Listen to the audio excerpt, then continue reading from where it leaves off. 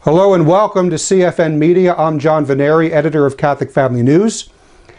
We are now in a period that marks the 50th anniversary of the Second Vatican Council. And I believe the best way to mark this anniversary is to take a realistic look of what this council is. Now, we know that turmoil has been the defining characteristic within the Church since the time of the Second Vatican Council, and we also know that this turmoil is not the result of a misinterpretation of the council texts, but of the council texts themselves. Just consider some of the most striking quotations regarding the Second Vatican Council, and this is just a little collection. There's a lot more, but I've narrowed it down to 6. I call them the 6 strikes against Vatican II. Strike 1. Cardinal Giuseppe Siri of Genoa, in his book Gethsemane, he said, quote, "If the Church were not divine, the Council would have buried her," close quote. Strike 2. The liberal Cardinal Joseph Soenens of Belgium, he rejoiced, he said, quote, "Vatican II is the French Revolution of the Church," close quote. Strike 3. Bishop Thomas Morrow, a prelate who participated at Vatican II, and here's what he said later in life. He said, quote, "I was relieved when we were told that this council was not aiming at defining or giving final statements on doctrine, because a statement on doctrine has to be very carefully formulated, and I would have regarded the council documents as tentative and liable to be reformed." Strike 4. At the close of the council, the bishops asked Council Secretary Archbishop Felici for that which theologians call the theological note of the council. In other words, what is the theological weight of these documents? Here's how Felici replied. He said, quote, "We have to distinguish, according to the schemas and the chapters, those which have already been the subject of dogmatic definitions in the past. As for the declarations which have a novel character," he said, "we have to make reservations." Strike 5. Liberal Protestant observer at the council, Robert McAfee Brown, shortly after Vatican II, he wrote a book called The Ecumenical Revolution. Now, in that book, he openly despises Pope Pius XI's and Pope Pius XII's magisterial teaching regarding ecumenism, because both of these documents, the one Mortalia Manumus by Pius XI and the Instruction on Ecumenism by Pius XII, 1949, both of them insist that the one and only way to Christian unity is the conversion of non-Catholics to the Catholic Church.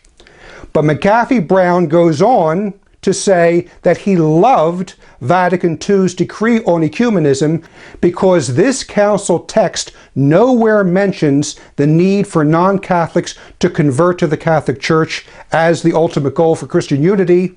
And the document goes even further. It goes so far as to recognize the alleged ecclesial reality of Protestant assemblies. Now, this is a bombshell. This is unprecedented. We don't have time to talk about this here. We'll talk about it in the future.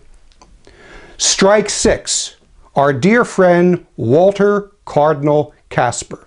As we know, he is an ardent advocate of ecumenism, but he recently admitted the confusion within the council texts themselves. He did this in an article he wrote on April 12th, 2013 in the Observatorio Romano. I'm going to quote him directly. He says, quote, "In many places, the council fathers had to find compromise formulas in which often the position of the majority are located immediately next to those of the minority, designed to delimit them. Thus, the conciliar texts themselves have a huge potential for conflict and open the door to a selective reception in either direction." And as is documented in The Rhine Flows into the Tiber by Father Wilkin, Pope John's Council by Michael Davies, Iota Unum by Romano Omerio, The ambiguities, the omissions, and the lack of precision in this council is no accident. They were no accident. They were the result of deliberate calculations by progressivist theologians and bishops who intended to exploit these flaws in the text after the council closed. And this is what they did. This is not even a matter of debate anymore. This is something that many Catholics know well. Maybe you watching this might be hearing this for the first time. But the chaos resulting is well attested by the present ruinous state of the Church throughout the world. In fact, the very fact that it's commonly held that Vatican II documents can admit two interpretations, what they call the hermeneutic of discontinuity and the alleged hermeneutic of reform and continuity, that they can be interpreted in a liberal way and a so-called conservative way. This testifies to the lack of scholastic precision within the documents themselves. I mean, no one even pretends that the magnificent documents of Vatican I or the documents of the Council of Trent, these precise documents, no one even pretends that these documents can be interpreted in any other way than exactly as they're written. Father Joseph Ratzinger, in his 1966 book, Theological Highlights of Vatican II, he celebrates the fact that the council documents were not written with scholastic language, but were written in a manner, and these are his words, in a manner that was pastoral and ecumenical. See, the Vatican II documents themselves are texts that are lacking in scholastic precision.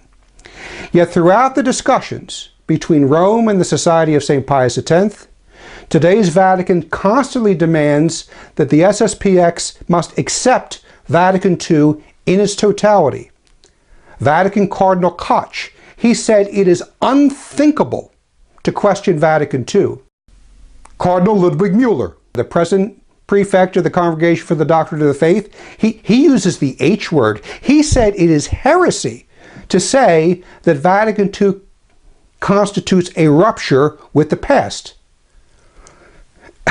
It's unthinkable to question Vatican II? Let's take another look, just at what I quoted already. Let's take another look at what these documents are. What is openly admitted about these council texts. The texts are not carefully formulated, but tentative and liable to be reformed. The texts are applauded by liberal Protestants who simultaneously express revulsion at traditional Catholic teaching. The texts contain certain points that have a novel character of which we have to make reservations. The texts are compromised formulas that have a huge potential for conflict. Why then do our Catholic leaders constantly express this devotion to Vatican II and insist that traditional Catholics accept these texts without question?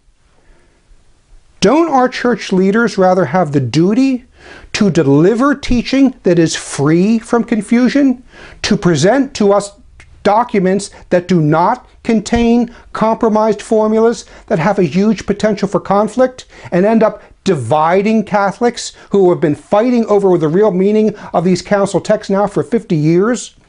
Vatican II, the so-called Council of Unity, is actually the greatest cause of disunity among present-day Catholics.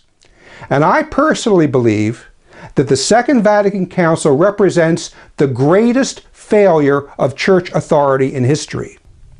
So perhaps it is high time we take a more direct approach regarding the Second Vatican Council, not being simply on the defensive, explaining why this text is problematic or that text is questionable, but rather we should also respectfully go on the offensive and ask Vatican leaders why they pledge unqualified devotion to a council that is inherently flawed and that has caused and continues to cause colossal turmoil among the faithful. In the meantime, we resist the destructive novelties of Vatican II, and we adhere to the Catholic faith whole and undefiled as we are commanded by the Athanasian Creed. For Catholic Family News, CFN Media, I'm John Veneri. See you next time.